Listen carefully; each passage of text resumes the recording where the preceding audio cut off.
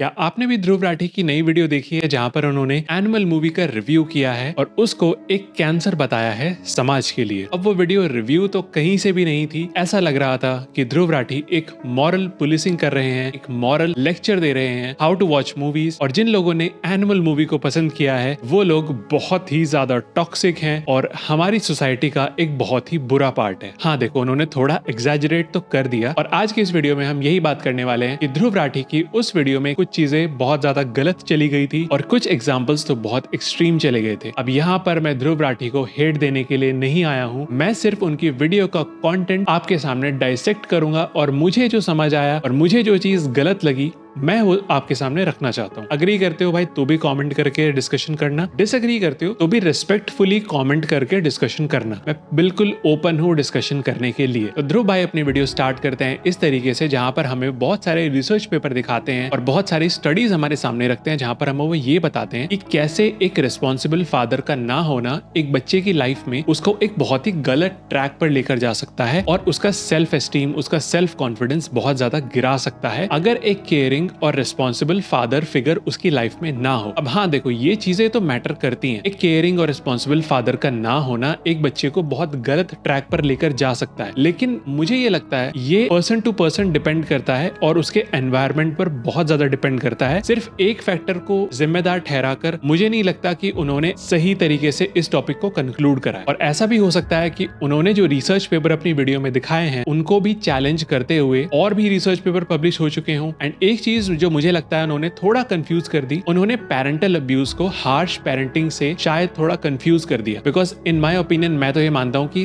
थोड़ा सा harsh parenting होना बच्चे को एक क्लियर गोल दे देता है, उसकी लाइफ में पर्पस ऐड करता है। उसको पता होता है अपने माइंड में कि मेरा ये गोल है, मुझे इसके लिए काम करना है। उसके बाद वो ये बताते हैं कि कैसे एक इररिस्पॉन्सिबल डायरेक्टर अगर एनिमल जैसी फिल्म बनाता है तो वो हमारे समाज के लिए कितना बड़ा खतरा हो सकती है। और वहीं पर वो कुछ फिल्म्स का एग्जाम्पल देते हैं जैसे कि व्हाइट रिबन, अर्ध सत्य, उड़ान, जहां पर वो ये बताते हैं कि अगर एक रिस्पॉन्सिबल डायरेक्टर किसी ऐसे टॉपिक पर फिल्म बनाता है वो कितनी अच्छी फिल्म बना सकता है। अब हाँ देखो यार, मूवी के अंदर बहुत सारी प्रॉब्लमैटिक चीजें हैं, लेकिन उन सभी चीजों को डिसरिगार्ड कर देना और एक डायरेक्टर को अपनी क्रिएटिव फ्रीडम ना देना, ये मुझे नहीं लगता कि एक सही पॉइंट है। उन्होंने पहले भी बहुत सारी मूवीज को प्रेज करा है जैसे कि गैंग्स ऑफ वासेपुर, जैसे कि ब्रेकिंग बैड, जैसे कि सेक्रेड गेम्स। अब वो शोज कितने ज्यादा वायलेंट हैं ये तो आपको पता ही है। और सेक्रेड गेम्स में तो यार बहुत ही ज्यादा हद हो जाती है। अगर वायलेंट चीजों की बात करें उसमें तो बहुत सारे सीन्स ऐसे इन्वॉल्व हैं जहां पर बच्चों का यूज किया गया है, जो मैं हमेशा जिसके अगेंस्ट रहता हूं। सेक्सुअल सीन्स में, वायलेंट सीन्स में, भले ही वो चाइल्ड एक्टर्स हों, उनका यूज नहीं होना चाहिए। आई थिंक संदीप रेड्डी वांगा की एनिमल ने एक बहुत बड़ा डिस्कशन क्रिएट करा है हमारे इंडियन सिनेमा के अंदर। आप खुद याद करके देखो, आखिरी बार आप किसी डायरेक्टर का विजन देखने के लिए मूवी देखने कब गए थे? उसका अच्छा या बुरा होना तो बहुत बात की बात है। मूवी के अंदर सेकंड हाफ के अंदर बहुत ज्यादा प्रॉब्लमैटिक सीन्स हैं। जो पूरा जोया का एंगल था उसको कट किया जा सकता था, आधा पौना घंटा बिल्कुल खत्म हो सकता था उस मूवी से। पर इसका मतलब ये बिल्कुल भी नहीं होता किसी डायरेक्टर के मन में जो विजन है वो उसको स्क्रीन पर लेकर ना आ सके। उसको क्रिटिसाइज करना है करो, लेकिन आप ये नहीं बोल सकते ऐसी फिल्मों को बनाना ही बंद कर देना चाहिए। क्योंकि इस टाइप का डिस्कशन बहुत टाइम से चला हुआ आता है जहां पर हमें ये बताया जाता है कि वायलेंट वीडियो गेम्स और वायलेंट मूवीज समाज के अंदर बहुत ज्यादा गलत इंपैक्ट डालती हैं। ये वाली स्टडीज कई बार, पता नहीं कितनी बार डिबंक हो चुकी हैं। एंड ध्रुव राठी की वीडियो की सबसे ज्यादा प्रॉब्लमैटिक चीज जो मुझे लगी है, इसके बाद वो हमें ये बताते हैं कि जो लोग इस तरीके की फिल्में देखते हैं उनकी मेंटालिटी और एक की मेंटालिटी बहुत ज्यादा सेम होती है। इंडिया में ये प्रॉब्लम है, बहुत सारे लोग औरतों को एक गलत नजरिए से देखते हैं, उनको अपने से नीचे मानते हैं। पेट्रियार्की बहुत ज्यादा है इंडिया के अंदर, लेकिन इसका मतलब ये नहीं है कि जिन सभी लोगों को ये फिल्म पसंद आई है उन सभी की जो मेंटालिटी है पिस्ट वाली है। इससे बड़ा जनरलाइजेशन किसी भी ऑडियंस का मैंने आज तक किसी को भी करते हुए नहीं देखा है। उसके बाद जो वो पॉइंट प्रूव करना चाहते हैं वो ये है, a man is a product of his environment, which I absolutely 100% agree with, but there is a very big BUT but. क्योंकि आपने भी और मैंने भी बहुत सारे ऐसे लोग देखे होंगे जो एक बहुत ही ज्यादा खराब एनवायरनमेंट से, खराब सोसाइटी से निकल कर आते हैं और वो एक बहुत ही अच्छा इंसान बनते हैं। इसको जनरलाइजेशन नहीं बोलेंगे तो क्या बोलेंगे, इसको चेरी पिकिंग नहीं बोलेंगे तो क्या बोलेंगे। इस तरह का एनवायरनमेंट तो आपको पूरी दुनिया में हमें देखने के लिए मिलता है जहाँ पर कुछ अच्छी चीजें होती हैं, कुछ बुरी चीजें होती हैं, लेकिन इसका मतलब ये बिल्कुल भी नहीं होता कि बुरे एनवायरनमेंट से हर इंसान बुरा ही निकलेगा और अच्छे एनवायरनमेंट से हर इंसान अच्छा ही निकलेगा। हर चीज बहुत ज्यादा ग्रे होती है, लेकिन यहाँ पर उन्होंने बहुत ज्यादा ब्लैक एंड व्हाइट में खेलने की कोशिश करी है, जो मुझे सही नहीं लगा। एक तरीके से मुझे मैनिपुलेटिव लगा, जो उनकी एजुकेटेड ऑडियंस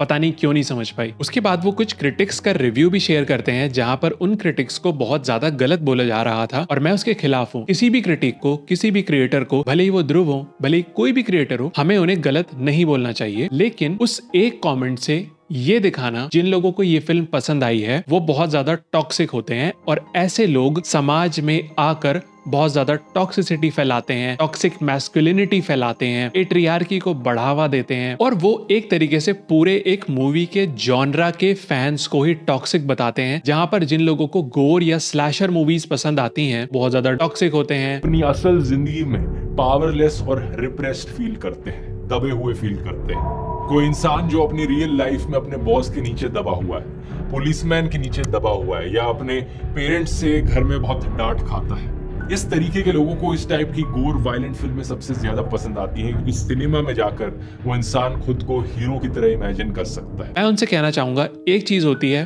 फैंटेसी वर्ल्ड। आप गेम ऑफ थ्रोन्स नहीं देखते, आप ब्रेकिंग बैड नहीं देखते क्या? वो इतना बड़ा फैंटेसी वर्ल्ड क्रिएट करा जाता है, एक नॉर्मल 18+ इंसान को इतनी कॉमन सेंस, इतनी समझ तो होती है कि जो वो स्क्रीन पर देख रहा है वो एक फैंटेसी वर्ल्ड है। इतनी बड़ी जनरलाइजेशन आप बिल्कुल भी नहीं कर सकते। अब अगर मैं बोलूं कि ध्रुव राठी के 14 मिलियन सब्सक्राइबर्स सभी के सभी लेफ्ट विंग वाले हैं और सभी लोग सिर्फ एक ही आइडियोलॉजी को फॉलो करते हैं, तो क्या ये जनरलाइजेशन नहीं हो गई? ये चीज मैंने बहुत ज्यादा नोटिस करी है कि एनिमल मूवी के जो क्रिटिक्स हैं, जो उसको हेट कर रहे हैं, वो आमिर खान की एक बहुत पुरानी क्लिप को चलाते हैं जहां पर आमिर खान खुद ये बोल रहे हैं कि जब एक डायरेक्टर का विजन बहुत वीक होता है तो वो सेक्स और वायलेंस का बहुत ज्यादा सहारा लेता है, उसको बहुत ज्यादा बड़ा चढ़ा कर दिखाता है सो दैट लोग उसकी मूवी से अट्रैक्ट हो जाएं। मुझे ये लगता है कि आमिर खान खुद भी इस इंटरव्यू को अब एक्सेप्ट नहीं करेंगे, क्योंकि पता नहीं भाई लोग 2007 में उनकी गजनी फिल्म आई थी उसको भूल गए क्या? उसके अंदर इतना ज्यादा वायलेंस दिखाया गया था एंड उस समय पर भी उसको क्रिटिसाइज करा गया था उन वायलेंट सीन्स को अपनी मूवी में डालने के लिए। एक चीज जो मुझे ध्रुव राठी की बिल्कुल भी पसंद नहीं आती कि वो बहुत ही ज्यादा चेरी पिकिंग करते हैं। जब उन्हें नेटफ्लिक्स ने स्पॉन्सर किया था 3 साल पहले, उन्होंने Sacred Games, Gangs of Wasseypur,